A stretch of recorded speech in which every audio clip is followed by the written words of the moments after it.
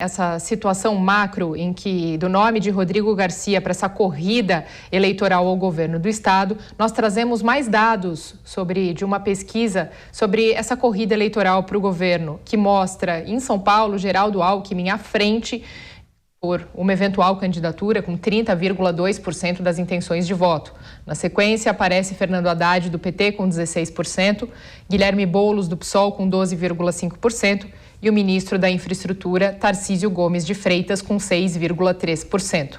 No segundo cenário, sem a presença de Alckmin e de Haddad, mas com Márcio França, o ex-governador receberia 24,3% dos votos, contra 18,6% para Guilherme Boulos. Em terceiro lugar, aparece o atual vice-governador, Rodrigo Garcia, com 7,9%, e Tarcísio de Freitas em quarto, com 6,7%. Essa pesquisa também questionou aos entrevistados a respeito do atual governo de João Dória. 28,2% consideraram a administração como ótima ou boa. 39% disseram ruim ou péssima. Além disso, 43,1% afirmaram que aprovam o atual governo de São Paulo e 51% reprovam. O levantamento do Instituto Paraná Pesquisas ouviu 1.818 pessoas maiores de 16 anos entre os dias 13 e 17 de dezembro em 898 municípios de São Paulo. Agora sim, para repercutir esses dados e inserir o nome de Rodrigo Garcia para que vocês tenham dados mais amplos para analisar, por favor, com a palavra, Eduardo Grim. Mariana, eu acho que os cenários dessa pesquisa confirmam que nós conversávamos até há pouco, ou seja, há muita dificuldade, a pluralidade de opções ideológicas que nós temos até o momento, que vai desde as candidaturas mais à esquerda do Boulos, passando por uma candidatura de centro-esquerda do Haddad, o campo da centro-direita ocupado, seja pelo Márcio França, seja eventualmente pela candidatura Dória, o campo da extrema-direita, também ocupado pela candidatura do ministro Tarcísio, isso tudo faz com que a candidatura do Rodrigo Garcia, para o lado que a gente quer olhar, pensando como ele vai buscar votos, ele encontra obstáculos muito significativos. Então, nesse sentido, é uma candidatura que, paradoxalmente, sendo o do candidato que representa o atual governo e que, portanto, tem muitos recursos políticos e financeiros para fazer a campanha, está buscando construir uma coligação ampla de partidos que lhe dê tempo de televisão, lhe dê capilaridade para fazer campanha no território do Estado, mas pode ser que, paradoxalmente, a candidatura encontre os seus próprios limites em função deste cenário que nós estamos encontrando. Um cenário no qual, e é um cenário bastante provável, no qual o Alckmin venha de fato a confirmar que ele será candidato a vice na chapa com Lula como candidato a presidente, abriria espaço para que uma aliança entre o PT e o PSB para disputar o governo do estado de São Paulo fechasse ainda mais um campo político ideológico que esteve no governo Alckmin muito próximo do PSDB, lembrando que Márcio França foi vice-governador de Alckmin.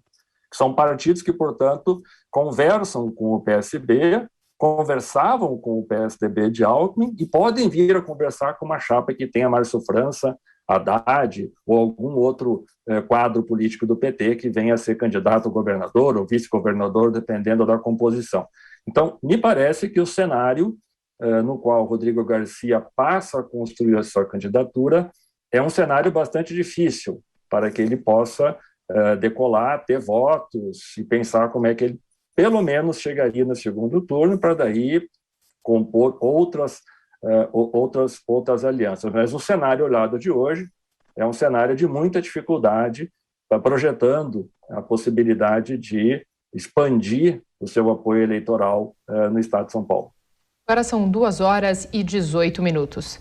Diogo Schelp, claramente, nós vemos um recall aí com o nome do ex-governador de São Paulo, Geraldo Alckmin, que aparece no primeiro cenário com 30,2% das intenções de voto.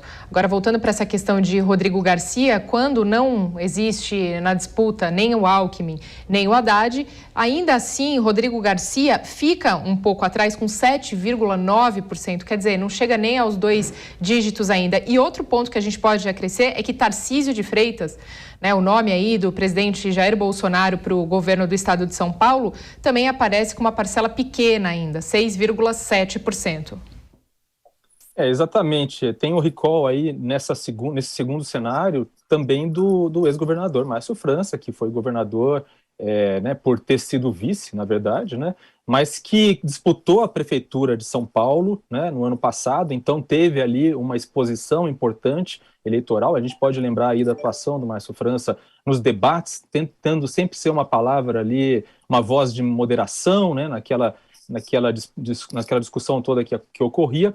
E agora me chama a atenção também nesse segundo cenário que a pesquisa trouxe, porque é justamente um cenário que exclui Alckmin e Haddad da disputa. E por quê? Porque há justamente essa negociação para que Alckmin seja vice de Lula passa por uma expectativa do PSB de ter Márcio França disputando o governo do estado. E isso exigiria a desistência da candidatura do PT, do Fernando Haddad, em apoio a ele. Então, esse ainda é o nó nessa negociação. Há outras questões, negociações aí em âmbito regional para essa aliança ocorrer, mas esse é o ponto mais sensível, a necessidade de se resolver essa questão, se disputa Márcio França ou se disputa Fernando Haddad, o governo do estado, para que possa existir essa chapa Lula-Alckmin.